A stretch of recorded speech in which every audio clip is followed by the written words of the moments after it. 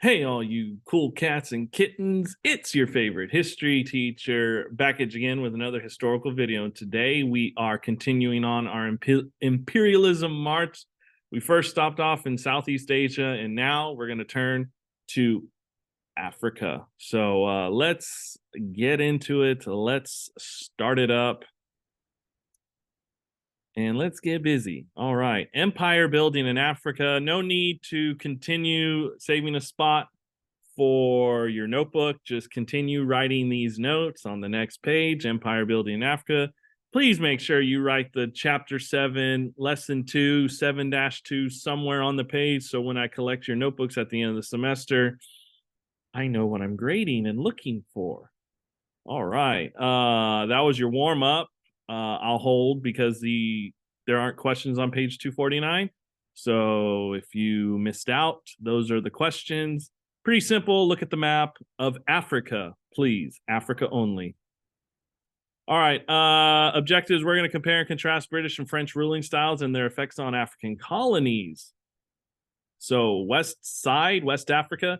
Before 1880, Europeans were content to let African rulers and merchants represent European interests.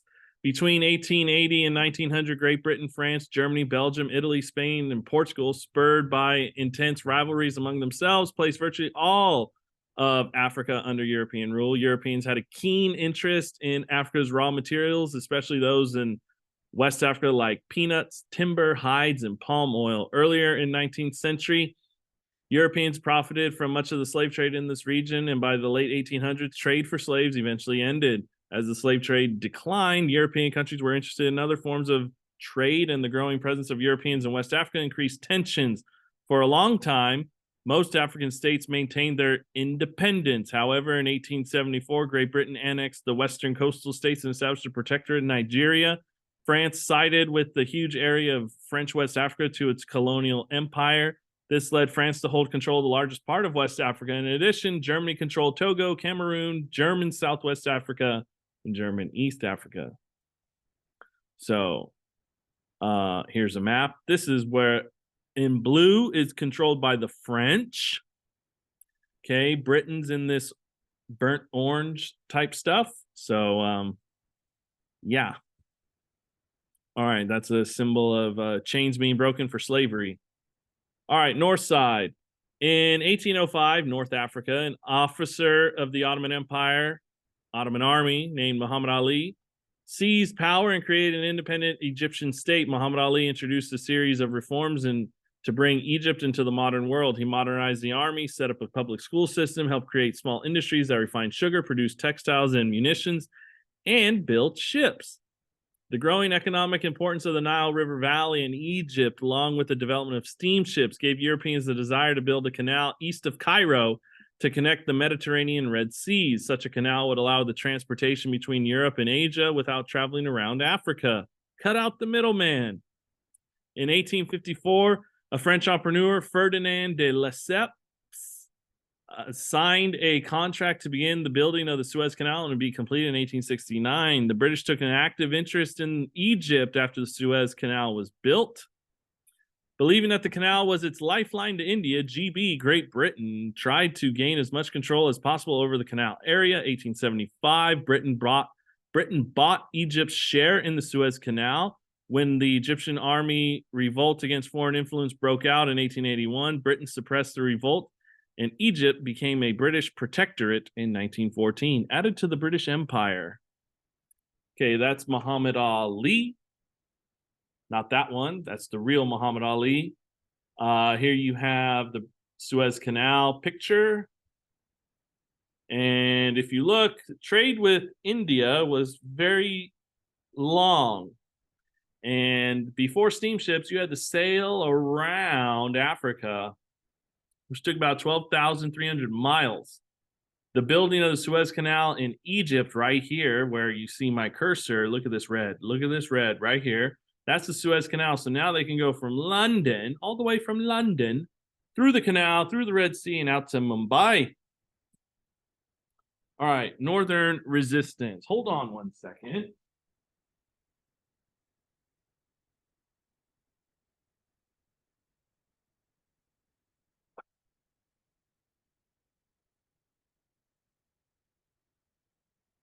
So northern resistance. The British believed that they should also control the Sudan. Where's the Sudan? Here's Egypt right here. The Sudan is this big country right here. There you go. South of Egypt, to protect their interests in Egypt and the Suez Canal in 1881, a Muslim cleric, Muhammad Ahmad, known as the Mahdi, launched a revolt that brought much of Sudan under his control. Britain sent out a military force under the leadership of General Charles Gordon to restore Egyptian authority over the Sudan. However, the Mahdi's troops demolished Gordon's army at Khartoum in 1885. Gordon himself died in battle, and it wouldn't be until 1898 that the British were able to seize Sudan. The French also had colonies in North Africa. In 1879, about 150,000 French people settled in the region of Algeria. The French government established control there. 2 years later, 1881, France imposed a protectorate on neighboring Tunisia, and in 1912, established a protectorate over much of Morocco. Italy joined the competition for colonies in North Africa by attempting to take over Ethiopia. In 1896, the Italian forces were defeated by the Ethiopian army led by Emperor Menelik II. Italy was the only European state defeated by an African state. This humbling defeat led to Italy try again in 1911. Also, Italy invaded and seized Turkish Tripoli, which it renamed Libya.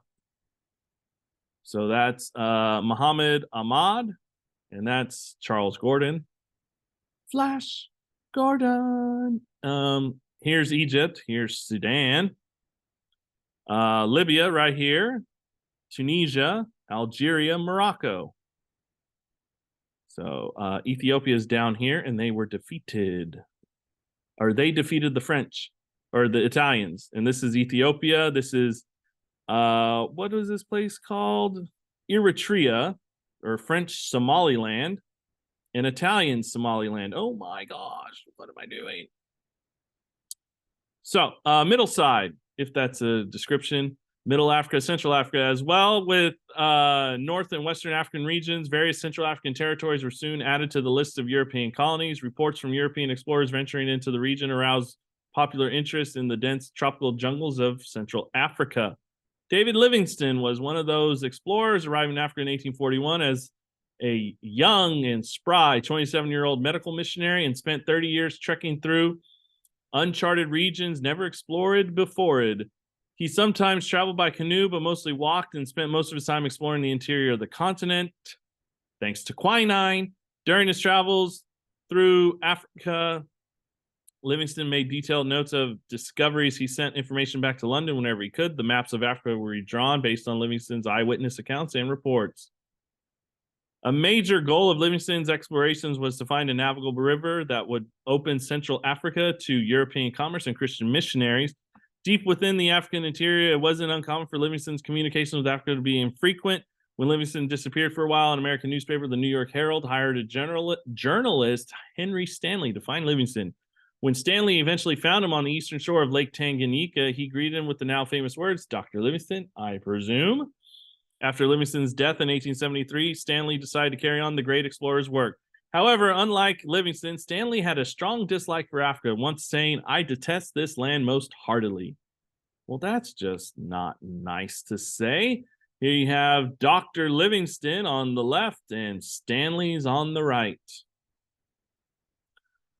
These, if you can tell from these pictures, are the routes that he took, Livingstone. And if you see this dotted line, that's it, is his funeral route. So his funeral route was a long one, going all the way around town. Bring it around town. Congo Trouble. So in 1870, Stanley kept exploring, and he explored the Congo River in Central Africa and sailed down it to the Atlantic Ocean. Soon, he was encouraging the British to send settlers on the Congo River basin. When the British refused, Stanley turned to King Leopold of Belgium to see if they were interested. King Leopold II was the real driving force behind colonization in Central Africa. He rushed enthusiastically in the pursuit of an empire. He said famously, "To open civilization to the only part of our globe which is yet to penetrate it, to pierce it, the darkness which envelops whose populations it is, I dare to say, a crusade worthy of this century of progress." Profit was equally as important to Leopold, and in 1877 he will hire Stanley to set up a Belgian settlements in the Congo. Leopold's claim of the vast territories in Congo aroused widespread concern among other European states. France, in particular, rushed to plant its flag in the heart of Africa. Leopold ended up with territories around the Congo River. France occupied the areas farther north. Leopold governed the Congo more as a personal estate, however, rather than as a colony, because he paid it with his own money, not the Belgian government's money, but then that's their money. Interesting. His rule of the Congo would become notorious for the brutal mistreatment of the Congolese people. Not a good one. All right, so this Congo River is what's in red, and that's what they took. This is Leopold II. Doesn't look like a nice guy. And this is how big the Belgian Congo was. Big, big, big. All right, and this is the Congo River all the way up from, I mean, it's this bigger area. So it goes all the way out to here, to Banana. East side, East Africa. In 1885, Britain and Germany had become the chief rivals in East Africa. Germany had come late to the party amongst imperialist powers. German Chancellor Otto von Bismarck, our boy, downplayed the importance of colonies, and as more and more Germans calling for a creation of a German empire because more land equals more power, Bismarck relented and converted to colonialism, as he expressed in a quote, "All this colonial business is a sham, and we need it for the election." So he's just caring about political power more or less than actual land. In addition to its West African holdings, Germany tried to develop colonies in East Africa. Much of East Africa had not yet been claimed by any other European power. The British were also interested in the area because control of East Africa would connect the British Empire in Africa from South Africa to Egypt. Portugal, France, Italy, and Belgium also claimed parts in East Africa. Many began to worry this scramble of Africa, the scramble for Africa, would lead to conflict among European powers. And boy, were they right. To settle conflicting claims, European countries met at the Berlin Conference 1884, 1885. Test question. This conference officially recognized both British and German claims to the territory in East Africa, and Portugal received clear claim on Mozambique. No African delegates were present at this conference, so it's quite ironic. And I know it's not in red, but you should really put no African delegates were even invited to this conference because it's their land that they're trying to divide up, and no one was there to represent for the voice of the native Africans. So kind of a boo-boo, bad on the Europeans. Here you have Otto von Bismarck, the Berlin Conference picture represented, and they're pointing to a map of Africa. And this is after the Berlin Conference and how Africa was divided amongst the British, French, Belgian, Portuguese, German, Spanish. The Spanish are at the top. South side. So nowhere in Africa did the European presence grow more rapidly than in the South. By 1865, the total white population of South Africa had risen to more than 200,000 people. The Boers, or Afrikaners, descendants of the original Dutch settlers, that's what they were called, had occupied Cape Town and surrounding areas in South Africa since the 17th century. That's 1600s, people. During the Napoleonic Wars, the British seized the lands from the Dutch. That's in the 1800s. So 200 years of Dutch rule in South Africa. South Africa included vast resources of gold and diamonds to be mined away, and they would provide great wealth for the British and capital investment for industries in Britain. The British realized the strategic and economic value of South Africa and encouraged settlers to come to what they now called the Cape Colony. In the 1830s, disgusted with British rule, the Boers moved from the coastal lands and headed northward on what's called the Great Trek. Altogether, 1 out of every 5 Dutch-speaking South Africans joined the trek. Their parties eventually settled in the region between the Orange and Vaal rivers and the region north of the Vaal River. In these areas, the Boers formed 2 independent republics, the Orange Free State and the Transvaal, later called the South African Republic. Here are some Boers. I know it's a pixelated picture, but if you look up Boers, that picture you will find. Here you have different, what map am I looking at? This is the Dutch. I think this is all in Dutch, so I can't really, translate well. But, Cape Colony, this is South Africa. And this is the Cape Colony now under Britain's control. Orange Free State right here. and the Transvaal right here. Conflict. So the Boers believed that white superiority was ordained by God. That's quite racist. They denied non-Europeans any place in their society other than as laborers or servants. Again, racist. As they settled in lands, the Boers put many of their indigenous peoples in areas on reservations. Sounds a lot like Americans. The Boers frequently battled the indigenous Zulu people. In the early 19th century, the Zulus, under the talented ruler named Shaka, carved out their own empire in the lands where the Boers were. Even after Shaka's death, the Zulus remained a powerful kingdom. In the late 1800s, the Zulus would be defeated by the British after they joined the military conflict. In the 1880s, British policy in South Africa was influenced by Cecil Rhodes. Rhodes founded diamond and gold mining companies that made him a fortune. Rhodes was a champion of British expansion. One of Rhodes's goals was to create British colonies from the Cape to Cairo, Egypt to South Africa, all linked by a railroad. When gold and diamonds were discovered in the Transvaal, British settlers swarmed in looking to making fortune. The Boer residents resented the settlers and were sometimes mistreated by them. Rhodes then secretly backed a raid that was meant to spark an uprising among the British settlers against the Transvaal government. The raid failed, and the British government forced Rhodes to resign as the head of the Cape Colony. This action was too late to prevent a war between the British and the Boers. All right, that's Cecil Rhodes. That's Cecil Rhodes again being mimicked, standing on Egypt, what looks like Egypt in the north, and South Africa in the south. And this is a rail line, trying to connect them all together. The Boer War. So the Boers and the British were fighting each other. The first Boer War, I believe, was in the 1880s. This second Boer War dragged on from 1899 to 1902, and what your book talks about. Fierce guerrilla resistance by the Boers angered the British. They responded by burning crops and forcing about 120,000 women and children into detention camps where the lack of food caused some 20,000 deaths. Right. Nice people. Eventually, the larger British army won, and a peace treaty was signed in 1902. In 1910, the British created an independent union of South Africa, which combined the old Cape Colony and the Boer republics. The new state would be a self-governing nation within the British Empire. To appease the Boers, the British agreed that only white, with a few propertied Africans, would vote. Again, racist. I don't know why they would listen to the Dutch in keeping Africans from even having the vote.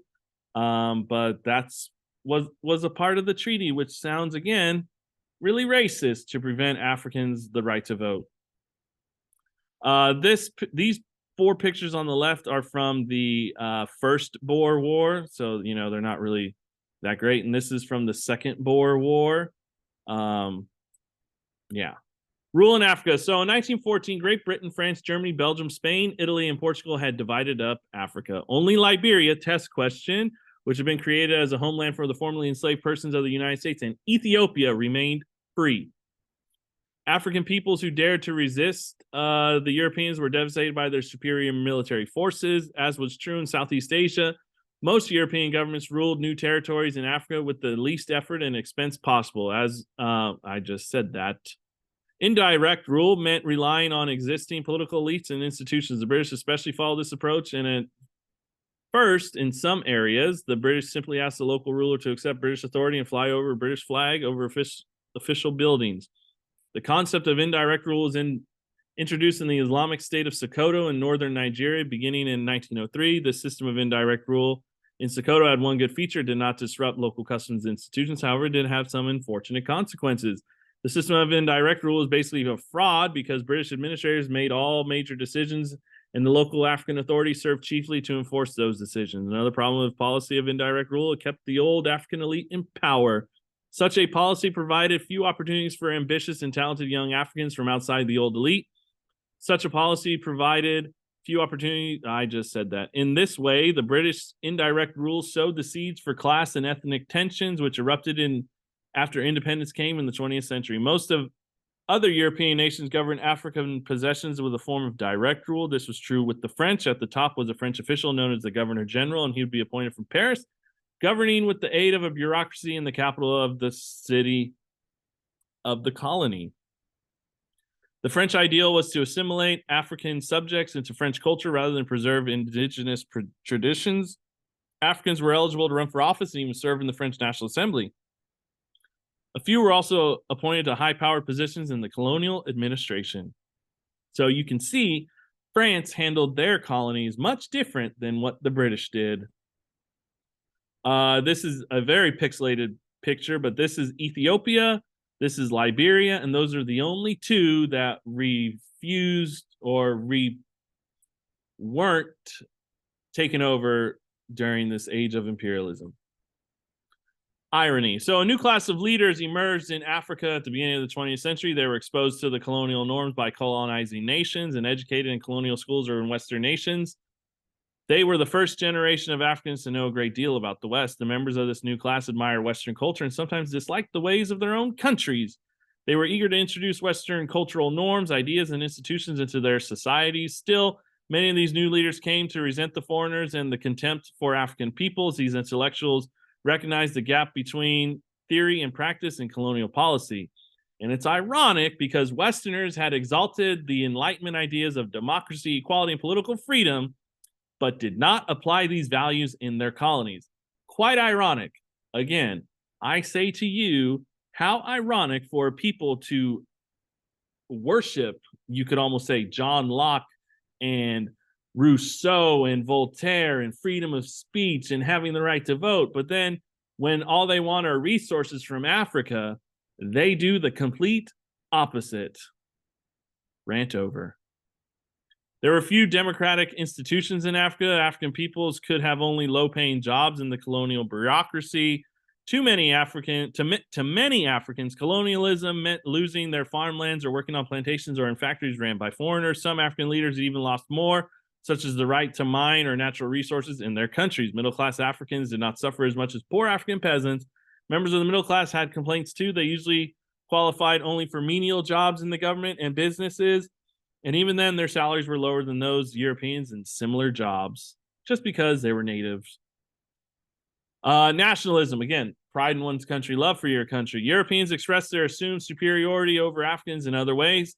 You had segregated clubs, segregated schools, segregated churches that were set up as more and more European officials brought their wives and began to raise families in Africa. Europeans were also condescending in their relationships with Africans. For example, Europeans had a habit of addressing Africans by their first names. Such conditions led to many members of the new Arabian educated class to feel great confusion towards their colonial rulers and the civilization colonists represented. Some educated Africans found aspects of Western culture to be more attractive than their own. These intellectuals fiercely hated colonial rule and were determined to assert their own nationality and cultural destiny. Out of a mixture of hopes and resentments emerged the first stirrings of modern nationalism in Africa. During the first quarter of the 20th century, that's the 1900s, resentment turned into action. Across Africa, indigenous peoples began to organize political parties and movements seeking the end of foreign rule. They wanted to be independent and self-governing. And bam, I know I talked super duper fast. And, that was 12 total slides and 10 slides of writing, but it is what it is. So I have my handy dandy name that movie. So your homework is to do, if I could find it, okay, page 267 2 through 4, page 267 2 through 4. So I know this lecture was a little bit longer, so hopefully y'all can finish these notes quicker. I noticed I gave you some presents at the end, only one thing of bullet points to write for the last few slides, so you're welcome. And we will be doing a DBQ about this European imperialism in Africa. So you're going to see this again, but that'll be in the future. So, okay. Hopefully you guys did enjoy that. If you did, make sure you hit that like button, leave a comment, subscribe, and I'll see you in the next one. Peace.